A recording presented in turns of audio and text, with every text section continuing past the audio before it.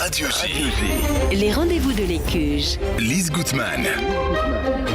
Radio J.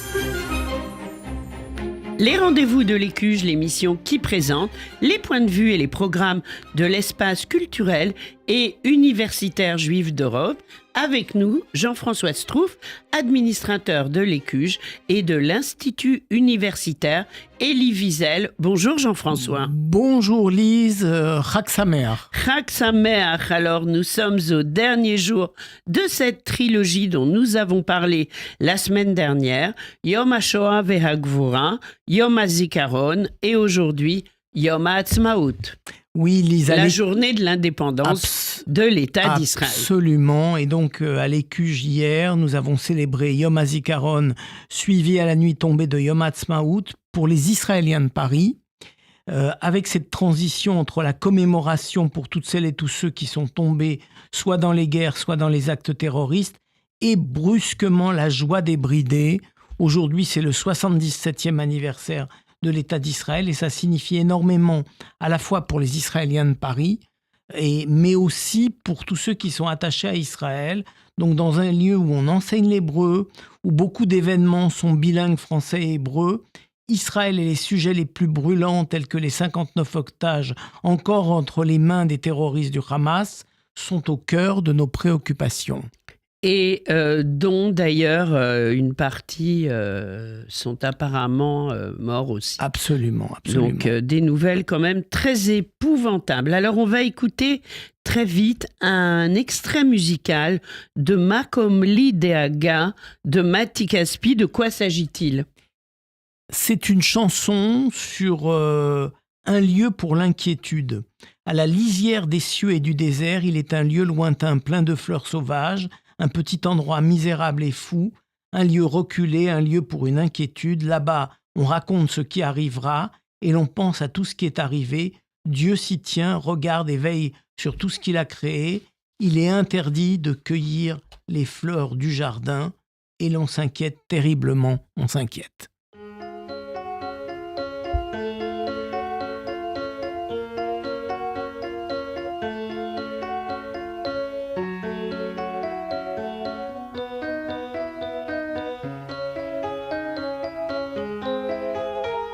בקצה השמיים ובסוף המדבר יש מקום רחוק מלא פרחי בר, מקום קטן עלוב ומשוגע, מקום רחוק, מקום לדרך. Et ce petit lieu au bord du désert pour lequel on s'inquiète, ça s'appelle Israël. Évidemment, on avait compris. Matti Caspi qu'on adore vraiment et qu'on continue à adorer. Alors maintenant, on va passer au mercredi 7 mai. C'est un classique à l'Écuge avec Vanessa Wagner. Oui, un récital exceptionnel intitulé Everlasting Seasons en écho à son dernier album qui est sorti en octobre 24. Et donc, c'est un voyage musical à travers les saisons.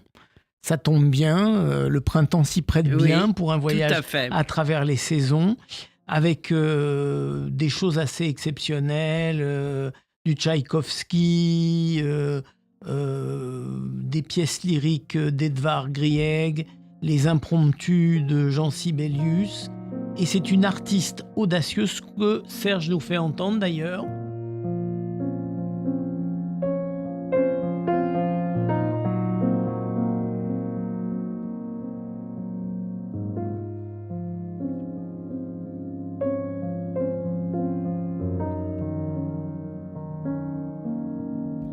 Donc Vanessa Wagner, une artiste audacieuse et engagée, Jean-François. Et dans une ambiance très particulière. Pour ceux qui n'ont jamais eu le plaisir d'être à Classique à l'Écuge, je rappelle que vous arrivez dans un lieu où tout est éclairé à la bougie, dans une ambiance comme ça très recueillie, très calme. Oui, ça fait un bien fou. Pour entendre fou. de la musique classique, c'est formidable. Alors Vanessa Wagner qui a quand même beaucoup de cordes à son arc. Ça tombe bien quand on parle d'une artiste qui joue de la musique. Alors, le journal Le Monde dit d'elle qu'elle est la pianiste la plus délicieusement singulière de sa génération. On y court, c'est le 7 mai.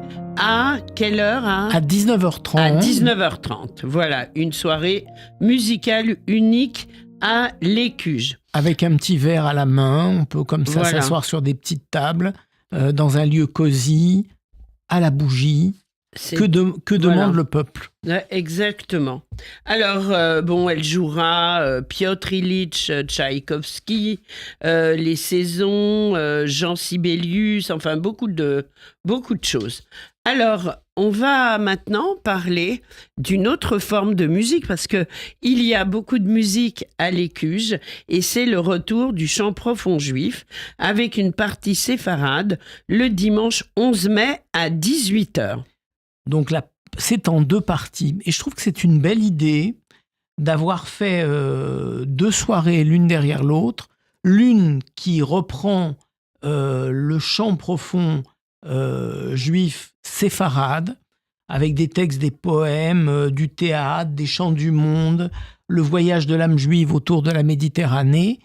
Et dès le lendemain, le lundi 12 mai à 20h, c'est le chant profond juif, version ashkénaze, l'univers vibrant et intemporel de la culture juive ashkénaze, avec un spectacle unique mêlant texte, poème, théâtre, chant yiddish et musique klezmer. On a déjà, je me souviens que tu avais d'ailleurs reçu toi-même plusieurs fois Jean-Henri Blumen sur ce spectacle. Voilà, donc si vous l'avez raté, c'est l'occasion ou jamais. C'est le moment de vous tourner vers le chant profond juif. Donc une version séfarade le dimanche. Attention, c'est pas les mêmes heures. Le dimanche, c'est toujours plus tôt. C'est à 18h. Et le lundi, c'est programme de la semaine où les gens travaillent. Donc, c'est à 20h. Donc, les deux s'enchaînent parfaitement. Ils sont parfaitement complémentaires. Je vais donner quand même quelques noms. Muriel Missiriou, Suzanne Benzakoun, Jean-Henri Blumen lui-même, une belle équipe autour de ce spectacle du chant profond juif. D'ailleurs, on entend le piano de Suzanne Benzakoun.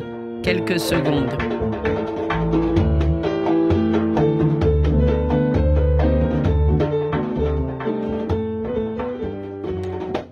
Et grâce à Serge, dans l'ambiance. Grâce à Serge, plus que de longues paroles, entendre une musique, ça donne envie d'assister. Tout à fait. Donc c'est pour ça que comme vous avez pu le voir depuis le début de cette émission, on vous passe quelques extraits musicaux pour vous donner le goût de ces différents spectacles. Et puis, partie ashkénaze, ce sera avec Muriel Missirlou qui a une énergie et qui chante merveilleusement en yiddish.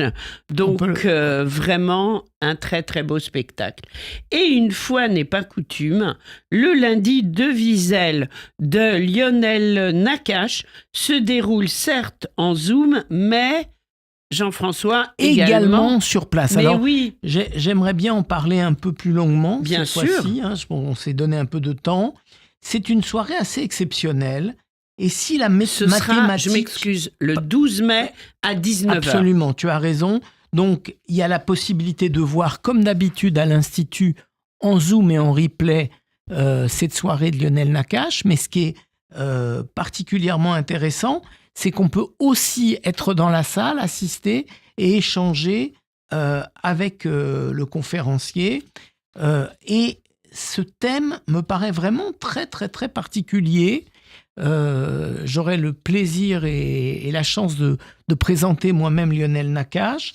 Et donc, que dit Lionel Nakache? Et si la mathématique nous aidait à mieux comprendre notre lien au monde? C'est une vraie question. Voilà, alors c'est tellement mystérieux que je me suis plongé dans ce sujet parce que Lionel Nakache, c'est un neurologue, un chercheur, un philosophe du vivant et de la pensée.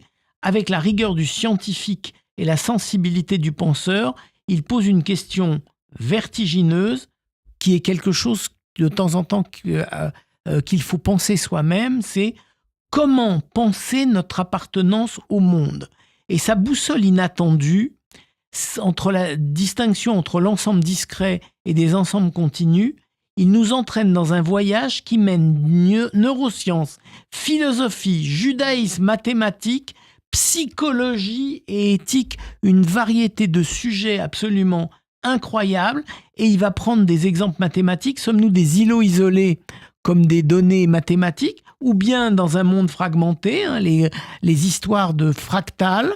Donc tout ça, c'est réellement incroyable, parce que ça repose sur un essai qu'il avait réalisé qui s'appelle « Apologie de la discrétion ». Voilà, qui est paru chez Odile Jacob. Voilà. Et alors que propose cet essai ?